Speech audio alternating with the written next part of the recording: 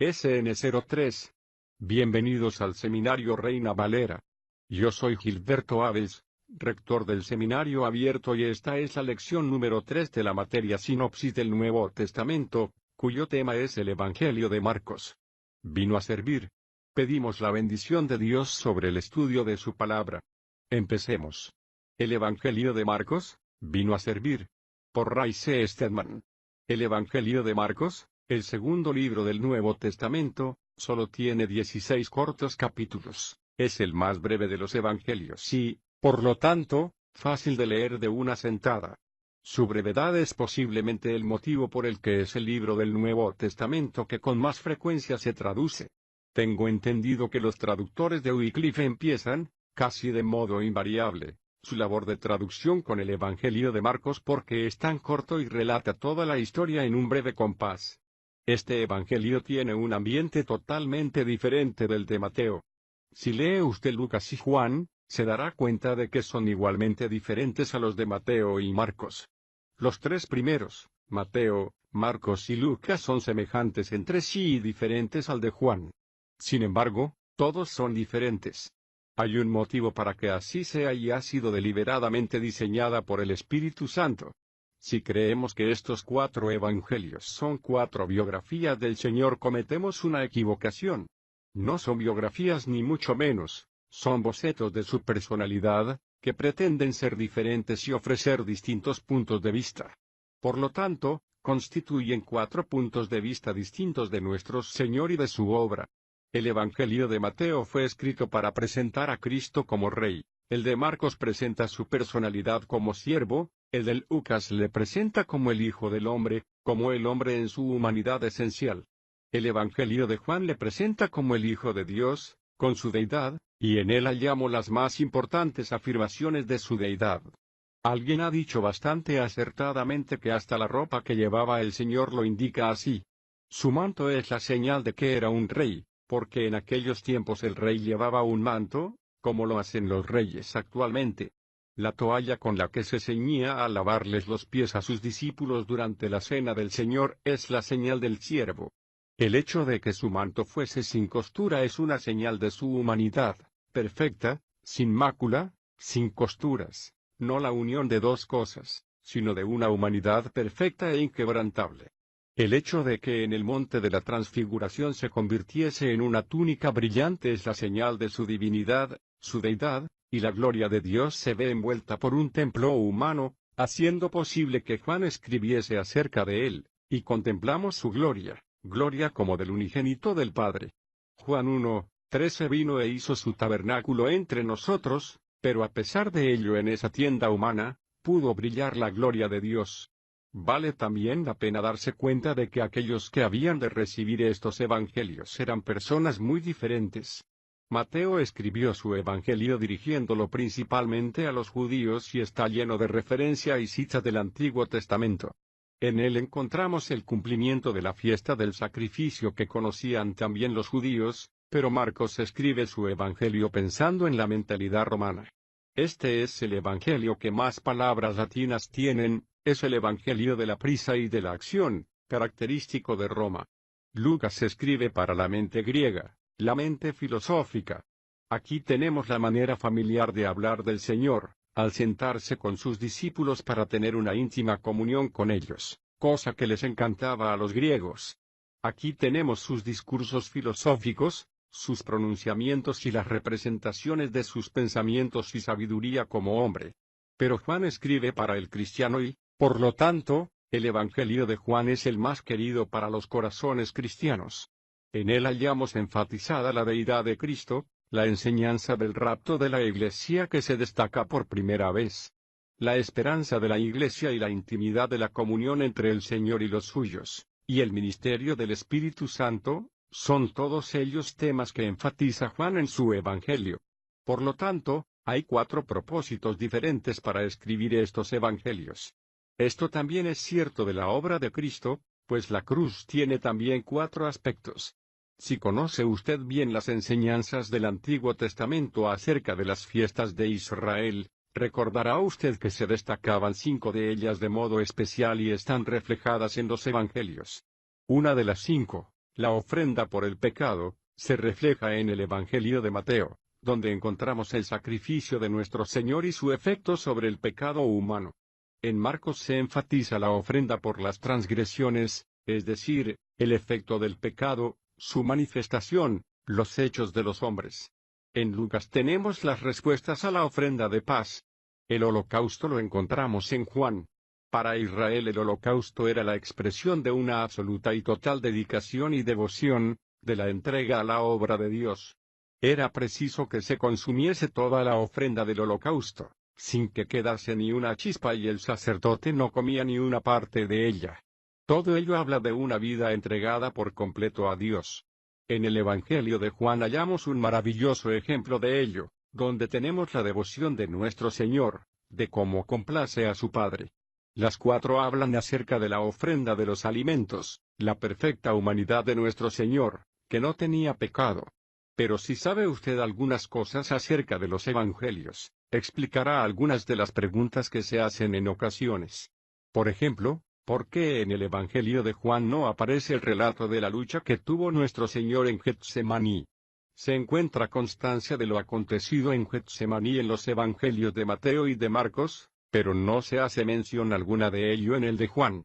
Es porque en el huerto clamó y preguntó al Padre, si es posible, pase de mí esta copa.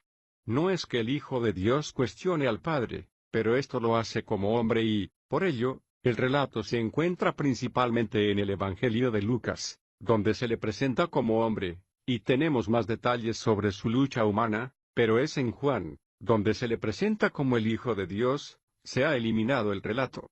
Ese es el motivo por el que también en Mateo, se dice que los sabios vinieron para presentarle sus ofrendas, mientras que en Lucas lo que se cuenta es la venida de los pastores. Tanto los unos como los otros vinieron, pero Mateo es el Evangelio del Rey y los sabios trajeron ofrendas que eran dignas de un rey, pero los pastorcillos, que eran hombres perfectamente corrientes, fueron a ver al hombre perfecto, al que vino para ser uno de nosotros, igual a nosotros, poniéndose a nuestro mismo nivel. Y eso fue lo que enfatizó Lucas. ¿Por qué no se relata la ascensión de nuestro Señor en Mateo? Bueno, porque como rey, vino para gobernar la tierra. El énfasis de Mateo es sobre el reino terrenal. Sea hecha tu voluntad en la tierra como en el cielo. La ascensión no se menciona en Juan porque Jesús es el Hijo de Dios, y Dios está en todas partes. Él es omnipresente y no va de la tierra al cielo ni viceversa y, por lo tanto, no hay relato de su ascensión en Juan. ¿Por qué en Marcos y en Juan no hay genealogía de nuestro Señor? Hay una genealogía tanto en Mateo como en Lucas, pero no en Marcos ni en Juan.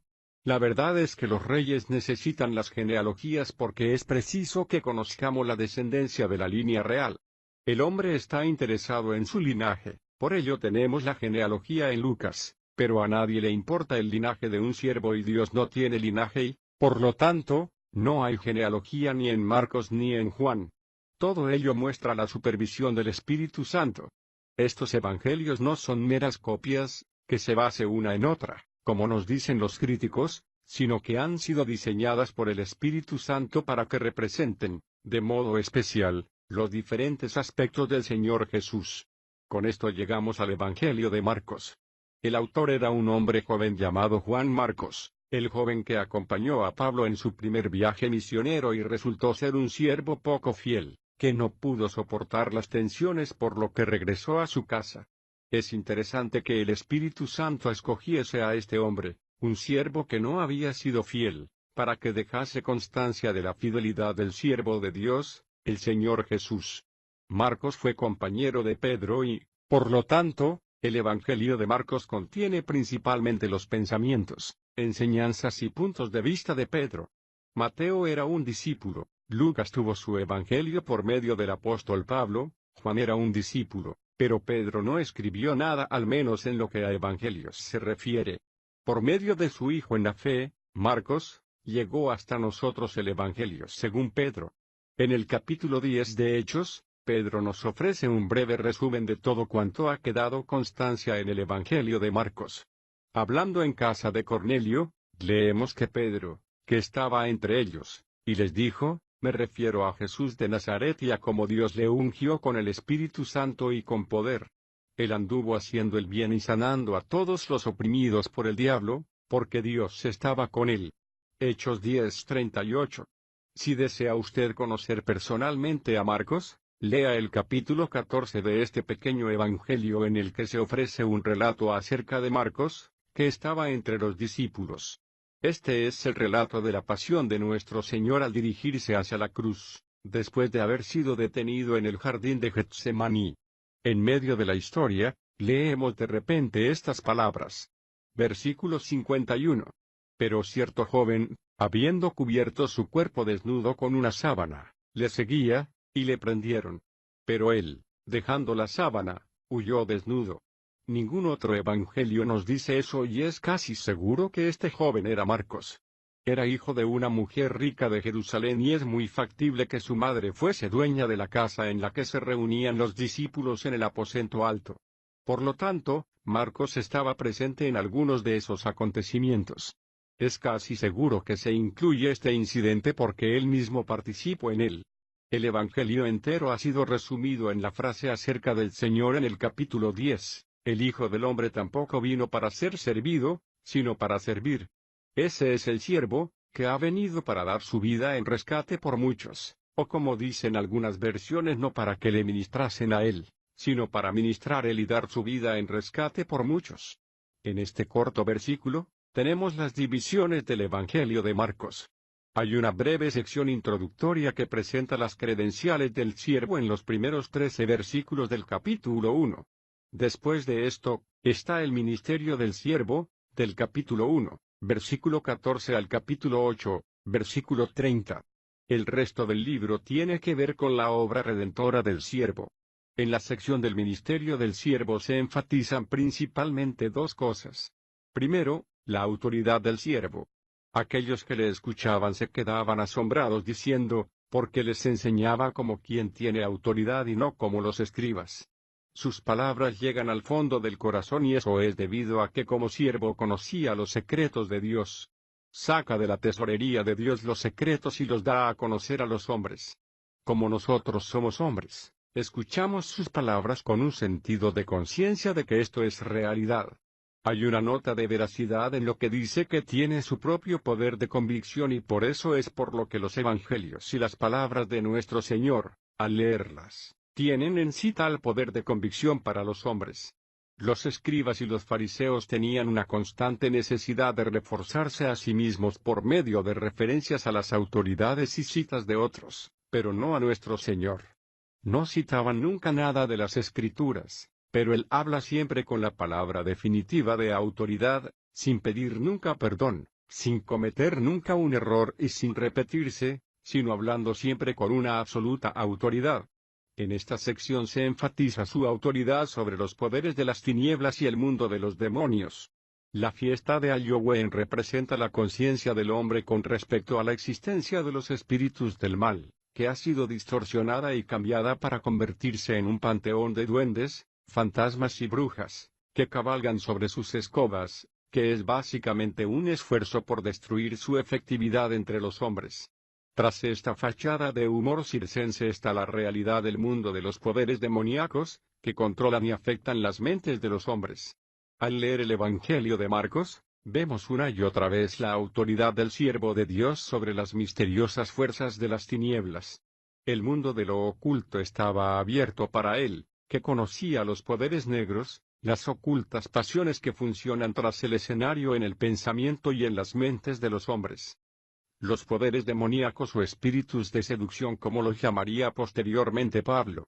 Por lo tanto, el poder que tenía para enseñar tenía su origen en su entendimiento de las mentes y los corazones de los hombres. Recuerde que Juan dice que ningún hombre tenía necesidad de decirle nada acerca de los hombres porque él les conocía. Debido a que sabe lo que hay en el hombre, es el mejor psicólogo del mundo. Conoce nuestra estructura básica y todo lo que Dios pretendía que se hallase en el corazón y en la vida humana. Por eso es por lo que analiza de una manera tan exacta y por lo que su enseñanza tiene poder. Al seguir leyendo el Evangelio de Marcos, se dará usted cuenta de que los poderes demoníacos poseen extrañas habilidades que influencian a los hombres de maneras extraordinarias, y es evidente que dicha influencia es siempre negativa. Tienen, Por ejemplo, el poder de aislar a los hombres unos de otros, enloquecer a los hombres en el desierto para que vivan solos, para que se aíslen del resto de la humanidad. Tienen el poder para convertirle en un ser humano anárquico, con el puño levantado en contra de otros hombres y su rostro endurecido contra el mundo. La anarquía es siempre la señal de la influencia demoníaca. Tienen el poder de atormentar a los hombres y hacer que se torturen a sí mismos. Al describir a una persona demoníaca en el Evangelio, Marcos dice que estaba fuera de sí. Esa es una frase altamente significativa, ¿no es cierto? Imagínese a sí mismo fuera de sí, con una personalidad dividida. En otras palabras, un esquizofrénico, separado de sí mismo y en contra de sí mismo. Esta es una de las señales de la influencia demoníaca. Finalmente, tienen el poder de hacer que los hombres se conviertan en una amenaza para la sociedad, de que luchen contra toda la estructura social de su época, pero nuestro Señor tenía absoluto poder sobre estas influencias. Marcos revela además su poder contra la enfermedad. El primer relato de cómo obraba su poder es la curación de la suegra de Pedro. Para mí eso ha sido siempre algo muy conmovedor. Es significativo que comenzase con una suegra. Hacemos muchos chistes sobre las suegras, pero es evidente que Pedro estaba muy preocupado por ello. Nuestro Señor tocó su fiebre y la abandonó. Y entonces se reunió todo el pueblo a la puerta y él sanó a cada uno de ellos. El próximo relato es el de un leproso.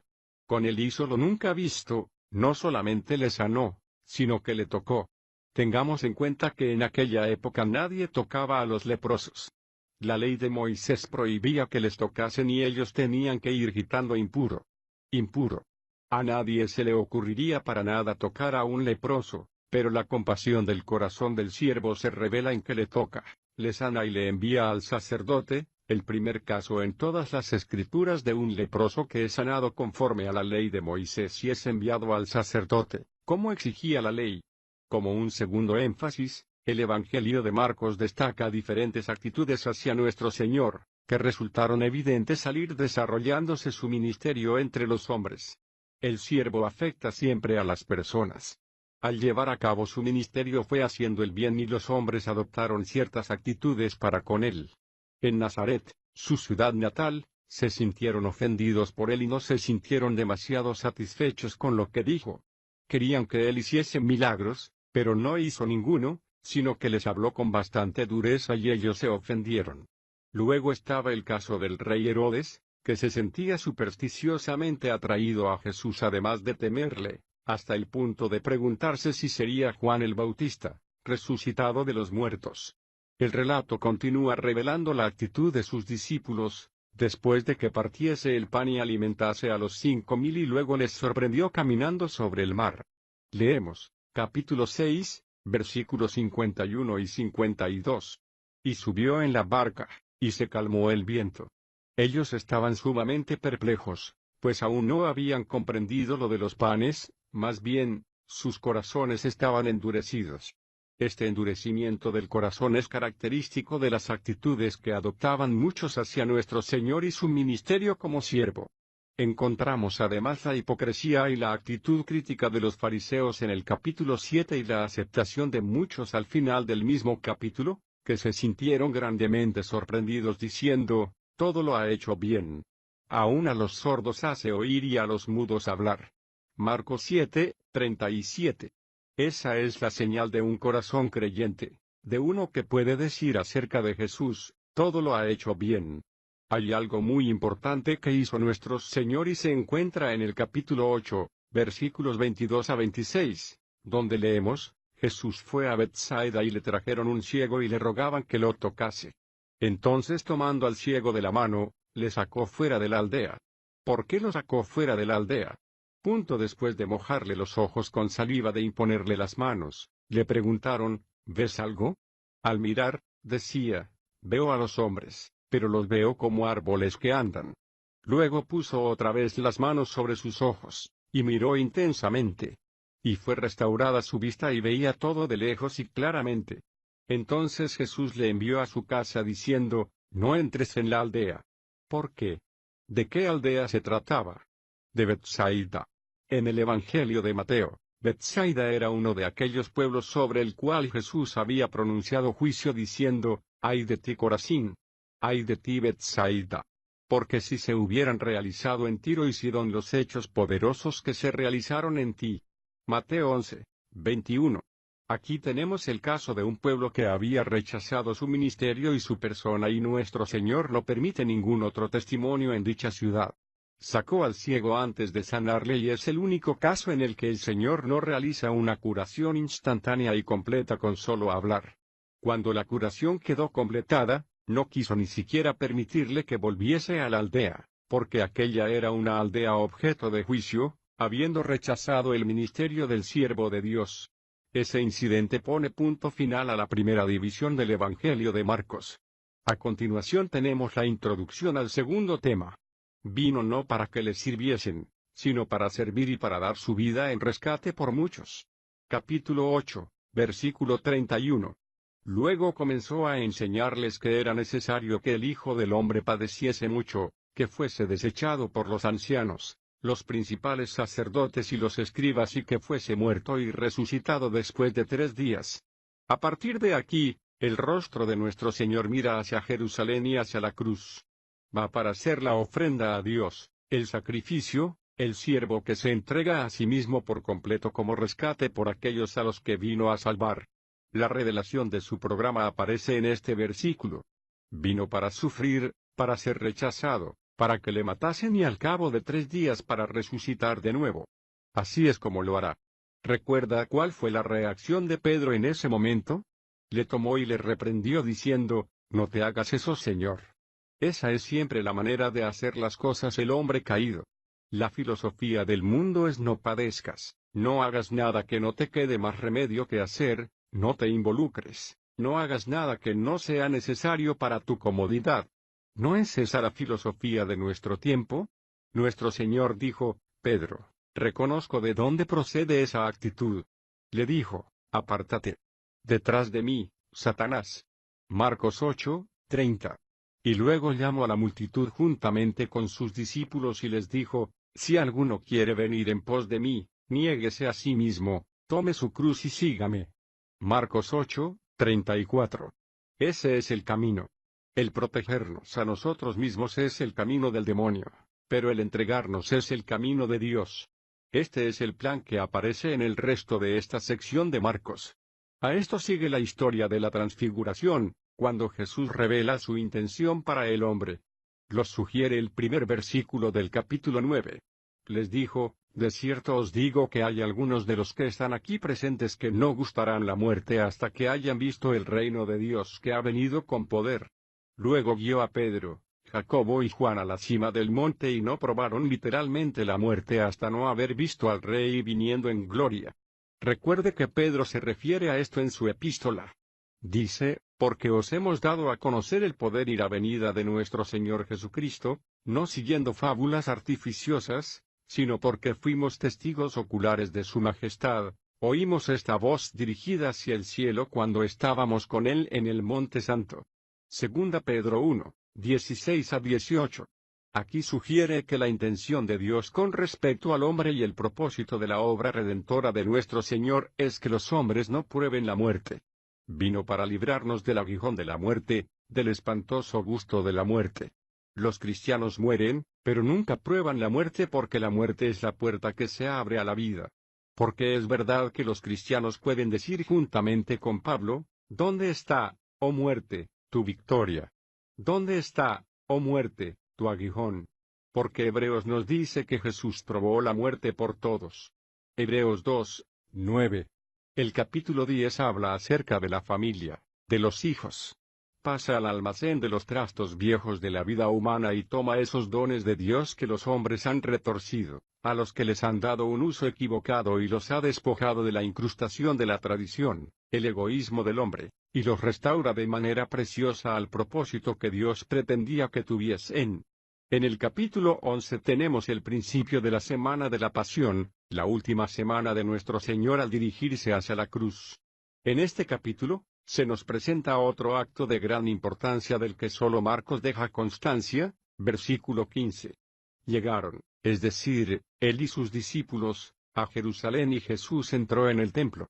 Y comenzó a echar fuera a los que vendían y a los que compraban en el templo. Volcó las mesas de los cambistas y las sillas de los que vendían palomas. Este no es el mismo acto que relata Juan en su Evangelio. Juan 2, 13-16. En el Evangelio de Juan eso sucedió al principio del ministerio de nuestro Señor, pero en este caso, al final de su ministerio, por segunda vez, tirando las mesas de los cambistas, limpiando el templo. Y Marcos dice, y no consentía que nadie cruzase por el templo llevando utensilio alguno. Marcos 11, 16. ¿Qué significa eso? Los únicos que llevaban cosas en el templo eran los sacerdotes. Según la ley mosaica, era su obligación coger la sangre de los animales sacrificados sobre el altar de bronce en el atrio y llevar la sangre al lugar sagrado ante el altar. Y una vez al año el sumo sacerdote entraba en el lugar santísimo y rociaba la sangre sobre el altar de oro y el asiento de la misericordia. Este era un ritual muy importante. Pero el Señor puso fin a todo esto. No permitía que ningún hombre llevase nada en el templo. En otras palabras, acabó con los sacrificios. Los judíos los volvieron a realizar hasta que tuvo lugar la destrucción del templo en el año 70 AD, pero lo hicieron sin autoridad divina. Los sacrificios carecen de significado a partir de este momento, porque ahora Él es el Cordero de Dios que quita el pecado del mundo. Desde este relato avanza hacia el Monte de los Olivos, desde allí al aposento alto, al huerto de Getsemaní y a la cruz. Los últimos capítulos tienen que ver con preguntas que la gente le hacía. En el capítulo 11 responde a preguntas de los sacerdotes y de los ancianos que vienen a verle guiados por el odio e intentando atraparle por medio de sus preguntas. En el capítulo 12 responde a preguntas hechas por los fariseos y los herodianos que de igual modo intentan atraparle con sus preguntas, pero él ve a través de la hipocresía de ellos. También en el capítulo 12, los saduceos vienen e intentan atraparle. Eran los materialistas, aquellos que no creían en la resurrección ni en la vida del Espíritu. A continuación un escriba con un corazón sincero le hizo la única pregunta sincera hasta el momento. Vino a él y le preguntó, ¿cuál es el primer mandamiento de todos? Marcos 12, 28. Nuestro Señor le contesta de inmediato y con toda claridad. En el capítulo 13 acuden a él los discípulos para hacerle una pregunta y en su respuesta nuestro Señor revela todo lo del tiempo por venir. Esta es la sección de la gran predicción, que termina con su regreso en gloria. En el capítulo 14 encontramos dos actos que muestran el carácter lleno de gracia del siervo. María vino y ofreció su sacrificio en forma de un perfume de mucho precio, que derramó sobre los pies de Jesús, y luego Judas fue y le traicionó por dinero. Un acto de absoluta abnegación y el otro un acto de absoluto egoísmo. Comenzando con el capítulo 15, tenemos el relato de la cruz. En el relato de Marcos este es un acto de la más increíble brutalidad, llevado a cabo en nombre de la justicia. El Señor parece exteriormente un hombre derrotado, un trágico fracaso, con su causa totalmente perdida. Se siente acosado, apaleado y escupido.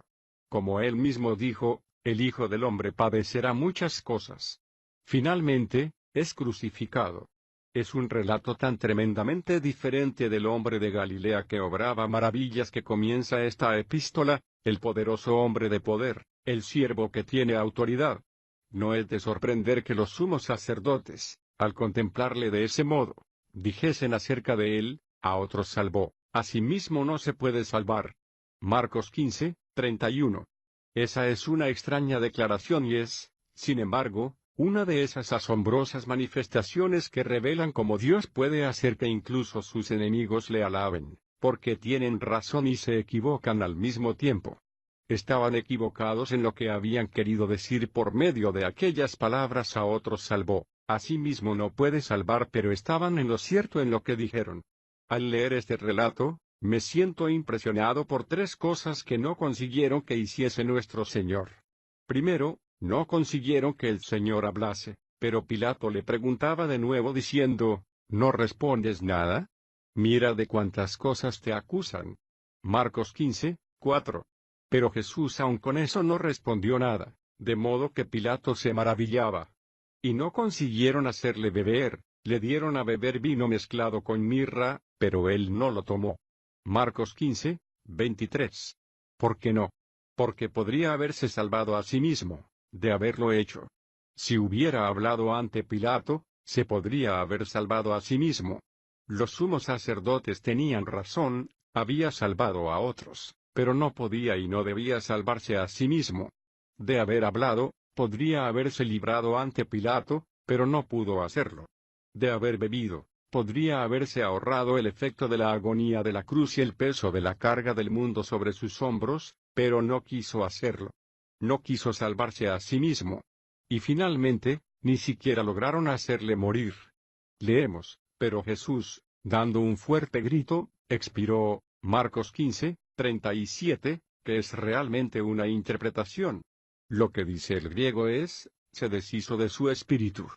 Dio permiso a su espíritu para que se fuese, no murió a manos de los asesinos, sino que dejó marchar a su espíritu, le despidió porque él mismo había dicho, nadie puede quitarme la vida, yo la pongo de mí mismo. Podría haberse negado a morir y no podrían haberle quitado la vida. Él lo dijo. Podría haber colgado de la cruz y haberse burlado de la capacidad de ellos para matarle, pero no lo hizo. Murió, deshaciéndose de su espíritu.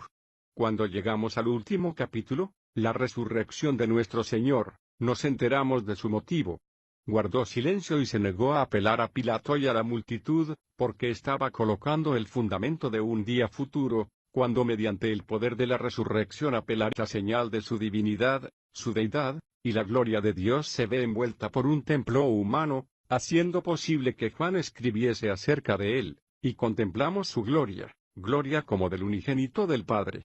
Juan 1, 13 vino e hizo su tabernáculo entre nosotros, pero a pesar de ello en esa tienda humana, pudo brillar la gloria de Dios. Vale también la pena darse cuenta de que aquellos que habían de recibir estos evangelios eran personas muy diferentes. Mateo escribió su evangelio dirigiéndolo principalmente a los judíos y está lleno de referencia y citas del Antiguo Testamento. En él encontramos el cumplimiento de afirmaciones de su deidad. Alguien ha dicho bastante acertadamente que hasta la ropa que llevaba el Señor lo indica así. Su manto es la señal de que era un rey, porque en aquellos tiempos el rey llevaba un manto, como lo hacen los reyes actualmente. La toalla con la que se ceñía al lavarles los pies a sus discípulos durante la cena del Señor es la señal del siervo. El hecho de que su manto fuese sin costura es una señal de su humanidad, perfecta, sin mácula, sin costuras, no la unión de dos cosas, sino de una humanidad perfecta e inquebrantable. El hecho de que en el monte de la transfiguración se convirtiese en una túnica brillante Espíritu Santo. Si creemos que estos 4 evangelios son 4 biografías del Señor, cometemos una equivocación. No son biografías ni mucho menos, son bocetos de su personalidad, que pretenden ser diferentes y ofrecer distintos puntos de vista. Por lo tanto, constituyen 4 puntos de vista distintos de nuestro Señor y de su obra.